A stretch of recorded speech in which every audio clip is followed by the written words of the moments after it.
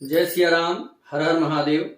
आप सभी दर्शकों का स्वागत हमारे YouTube चैनल सितारे आपके नाम में।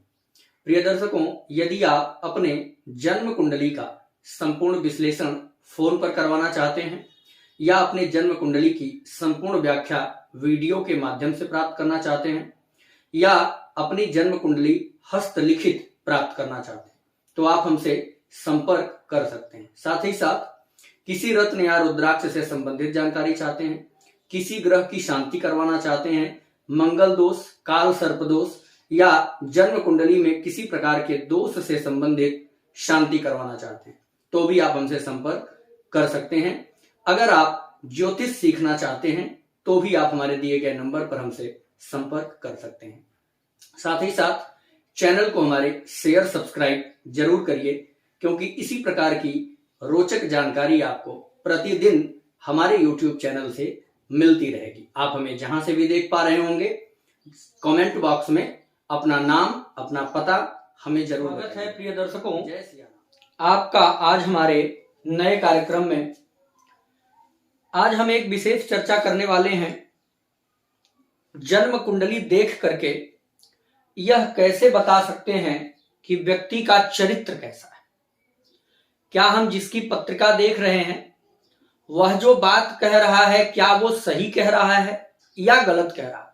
देखो, एक चीज ध्यान रखिएगा, अपनी कमी और अपनी गलती स्वयं सुन करके चुप हो जाए या उसको एक्सेप्ट कर ले, ऐसे लोग इस दुनिया में बहुत कम मिलेंगे। पर सत्य को स्वीकार करने की क्षमता जब तक आपके पास नहीं होगी तब तक आप जीवन के ऊंचाइयों पर नहीं जा पाएंगे। सत्य स्वीकारना ही पड़ता है, सत्य को स्वीकार करना सीखना ही होगा। आज हम बात करेंगे चरित्र पर। खास करके चरित्र खराब होने से पतन हो जाता है। चारित्रिक पतन, मानसिक पतन, शारीरिक पतन, आर्थिक पतन, कई प्रकार के पतन हो जाएंगे अगर जन्म कुंडली में यह संयोग और यह दुर्योग बन गया। सर्वप्रथम निवेदन करूंगा और आपसे रिक्वेस्ट करूंगा कि हमारे चैनल को सब्सक्राइब जरूर कर लीजिए, क्योंकि इसी प्रकार की जानकारी आपको मिलती रहेगी और आप अपने जन्म कुंडली पर इसे बिठाते रहिए। सब्सक्राइब करने से हमारे हौसले बढ़ते हैं कि हमारे YouTube परिवार में कोई नया सदस्य आ गया है। धन्यवाद। चलिए देखते हैं व्यक्ति का चरित्र कैसा होगा और इसे कैसे समझें। प्रिय दर्शकों, व्यक्ति के चरित्र का सीधा संबंध शुक्र और चंद्रमा से होता है। चंद्रमा मन का कारक है, शुक्र आपके ओज का कारक है, शुक्र आपके पावर का कारक है, शक्ति का कारक है, ऊर्जा का कारक है। और चंद्रमा मन का, अगर आपकी शारीरिक ऊर्जा सही स्थान पर न लग करके अगर गलत स्थान पर लग जाए या आपके ऊर्जा का प्रयोग अधर्म से हो जाए, ध्यान से समझिएगा चरित्र कब अच्छा और कब खराब। शरीर की जो ऊर्जा है उस ऊर्जा का प्रयोग यदि धर्म के साथ हो तो चरित्रवान बना देगा, और वही ऊर्जा अधर्म के साथ हो तो चरित्रहीन बना देगी। चरित्रवान और चरित्रहीन सीधा सा संबंध है आपके धर्म से। आपको धर्म कब समझ में आएगा यह तय करेंगे आपके जन्म कुंडली के चंद्र और आपके शुक्र। अर्थात जन्म कुंडली में शुक्र और चंद्रमा का सीधा संबंध बनता है आपके चरित्र से। प्रिय दर्शकों, चंद्रमा और शुक्र 6, 8, 12 में हो, दूसरा सूत्र नीच के हो, तीसरा पाप ग्रहों से दृष्ट हो, चौथा अस्त हो या अंश बल से बहुत कमजोर होकर के नीच के हो गए, तो भी ऐसी स्थिति में जातक को चरित्र का दोष लग जाता है। कुछ खास प्रकार के योग भी कुंडली में बनते हैं जो आपको चरित्रवान नहीं बनने देते। दूसरा, चरित्र दोष पैदा करने में सबसे ज्यादा इन्वॉल्व जो ग्रह है वो शनि, राहु, केतु, कमजोर चंद्रमा। ध्यान रखिएगा, हर प्रकार का चंद्रमा नहीं, कमजोर चंद्रमा। चंद्रमा कैसे कमजोर होगा?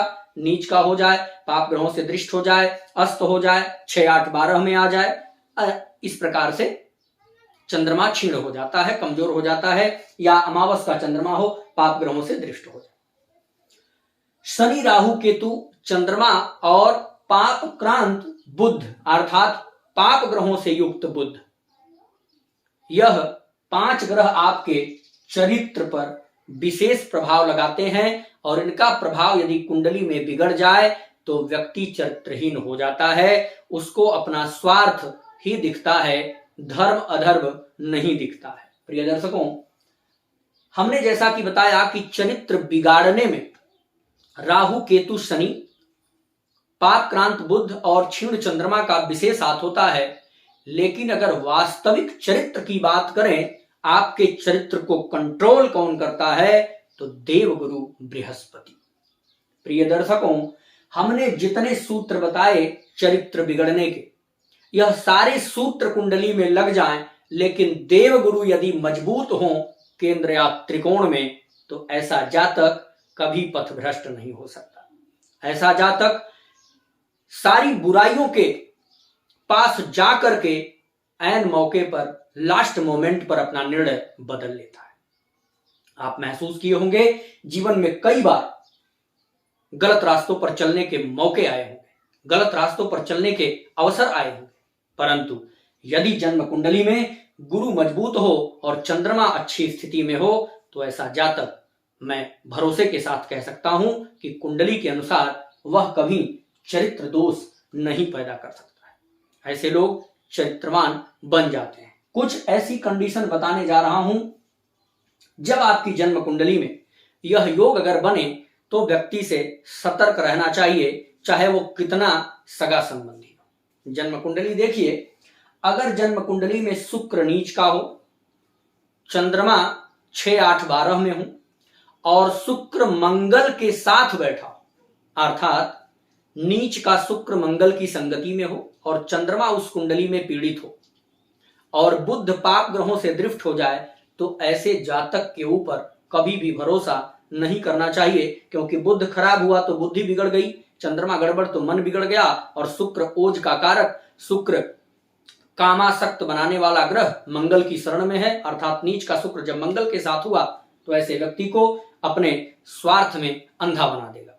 वह जातक अच्छा बुरा, अपना पराया का ध्यान भूल जाता है। ऐसे लोगों से सतर्क रहें। दूसरा, आपको बता देना चाहूंगा, अगर इस प्रकार के कोई दोष कुंडली में बने, आपका मन बिगड़ता है, आपके मन में नकारात्मक विचार आते हैं, पर आप उसे सुधारना चाहते हैं, तो क्या उपाय कर सकते हैं? प्रिय दर्शकों, हल्दी डाल करके भगवान सूर्य को सुबह अर्घ प्रदान करें। जल में थोड़ी हल्दी मिला करके सूर्य को अर्घ दीजिए, या गायत्री मंत्र का 108 बार सुबह, 108 बार शाम को जप करना प्रारंभ करिए।